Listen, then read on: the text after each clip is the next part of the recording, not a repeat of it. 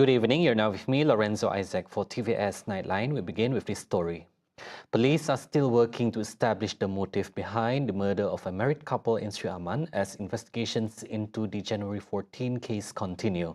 Sarawak Police Commissioner Datuk Zainal Abdullah says statements have so far been recorded from 21 witnesses, including family members, neighbours and colleagues of the victims. Post-mortem examinations show the male victim suffers 11 stab wounds to the neck and chest caused by a sharp object. The cause of death is confirmed as fatal neck and chest injuries due to stabbing. The female victim is found with stab wounds to the neck, with the cause of death confirmed as a neck injury due to stabbing. Zainal says investigations are being conducted professionally and transparently based on forensic evidence and witness statements. Police also advised the public to respect the privacy of the victim's family and to avoid speculation, warning that it could disrupt ongoing investigations. The case remains under active investigation. 2 people are killed in a deadly 3-vehicle collision along Jalan PUNCAK, Borneo early this morning, with police saying a damaged vehicle on the road triggers the crash. The accident happens at around 5 a.m. involving a Pro 2 Myvi, a Proton Iswara and a Proton Exora. Padawan Police Chief Superintendent Muhammad Irawan Hafiz Muhammad Razi says initial investigations show the Myvi rear ends a Proton Iswara that is already damaged on the road.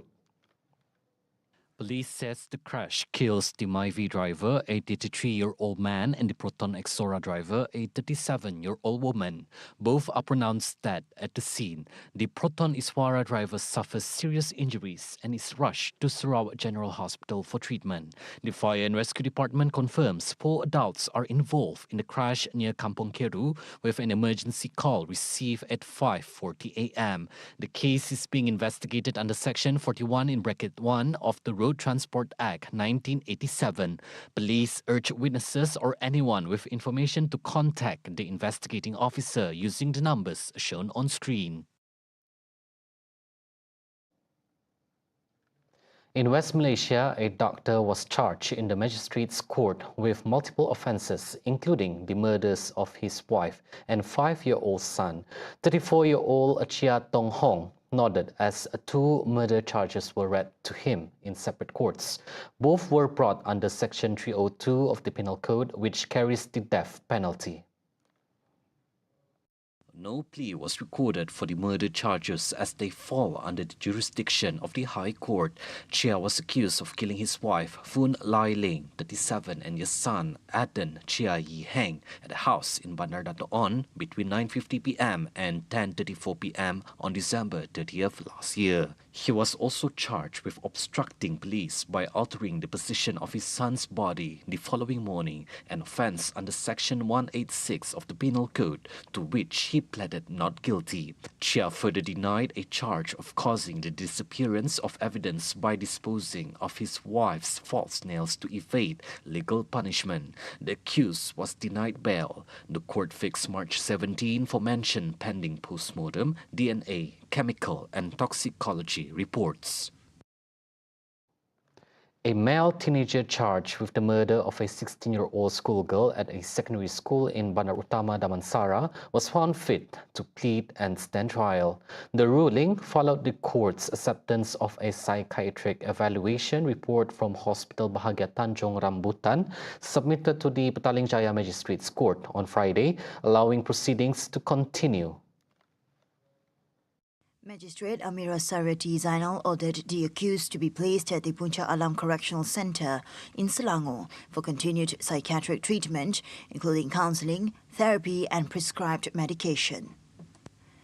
The court also ordered regular dental checkups after the defence informed the court the accused was wearing braces. February 6 was set for the prosecution to update the court on the case status to determine whether it would proceed or be transferred to a higher court. Earlier, the accused was charged with murdering the 16-year-old victim between 9:20 a.m. and 9:35 a.m. on October 14. A post-mortem revealed about 200 stab wounds believed to have been inflicted using a sharp weapon. The accused was charged under Section 302 of the Penal Code, which carries the death penalty, but as a minor, he faced a maximum sentence of up to 30 years in prison if convicted. Proceedings were held behind closed doors and observed by representatives from the Malaysian bar, Suhakam, and the victim's family. Procurement approvals involving the Malaysian Armed Forces and the Royal Malaysia Police that were linked to corruption were temporarily frozen pending full compliance with procurement procedures. Prime Minister Datuk Seri Anwar Ibrahim says the government would review and restructure all procurement processes to strengthen transparency within the existing system. Kita harus teliti semula, susun semula dan untuk sementara waktu membekukan semua kelulusan perolehan tentera atau polis atau mana-mana sehingga kita pastikan proses itu dipatuhi sepenuhnya. Anwar says the government was awaiting a detailed report to identify loopholes in the procurement system, including contracts valued at more than R500,000 that were frequently abused by certain parties.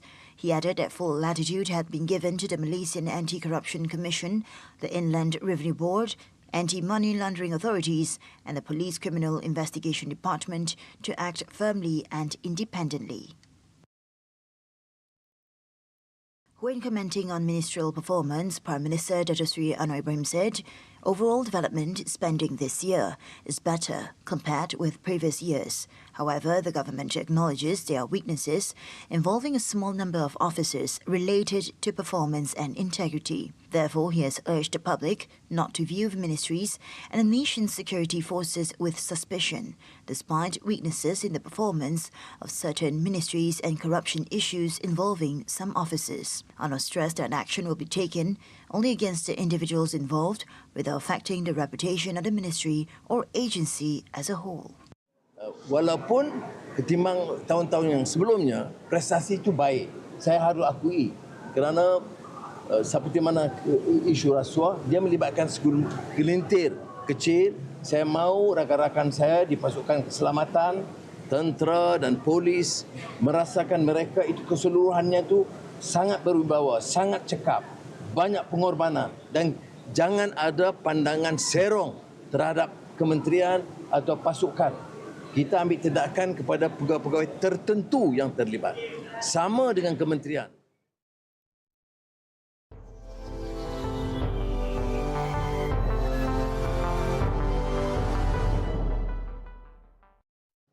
On to world news. U.S. President Donald Trump has announced the formation of a Gaza Board of Peace, a key component of his administration Phase 2 plan to end war in the Palestinian territory.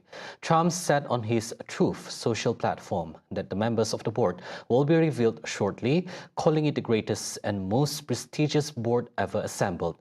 U.S. Envoy Steve Witkoff confirmed that the second phase of the ceasefire agreement has begun under Trump's 20-point plan, which also includes securing a comprehensive demilitarization agreement with Hamas.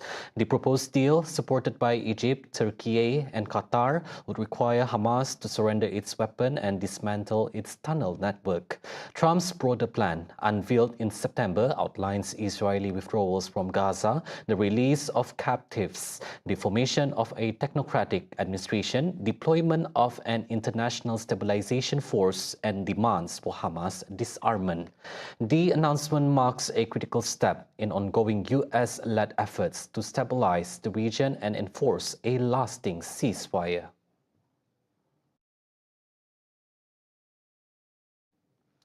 An Afghan man went on trial in Germany on Friday accused of ramming a car into a crowd in Munich last year, killing a 2-year-old girl and her mother and injuring dozens. The suspect, partially identified as Farhad N., 25, faces 2 charges of murder and 44 of attempted murder, with prosecutors saying he acted out of religious motivation and expected to die in the attack. Nach den Erkenntnissen der Bundesanwaltschaft ist diese mutmaßliche Radikalisierung, genau darum wird sich auch die Hauptverhandlung natürlich drehen, erst unmittelbar vor der Tat, in den letzten Monaten vor der Tat eingetreten. Der Angeklagte, ein mittlerweile 25-jähriger afghanischer Staatsangehöriger, war im Jahr 2016 als Flüchtling unbegleitet nach Deutschland eingereist und galt als durchaus integriert nach den bisherigen Ermittlungen. Aber all dies wird Gegenstand der Hauptverhandlung. The vehicle rampage in February 2025 was one of the several deadly attacks linked to migrants, which inflamed a heated debate on immigration ahead of a general election that month. Farhad N is accused of deliberately steering his car into a 1,400-strong trade union street rally in Munich on February 13. The vehicle came to a halt after 23 meters because its front wheels lost contact with the ground due to people lying in front of and underneath the car, according to the charge sheet. 37-year-old woman and her young daughter were both hurled through the air for 10 meters and sustained severe head injuries, of which they died several days later.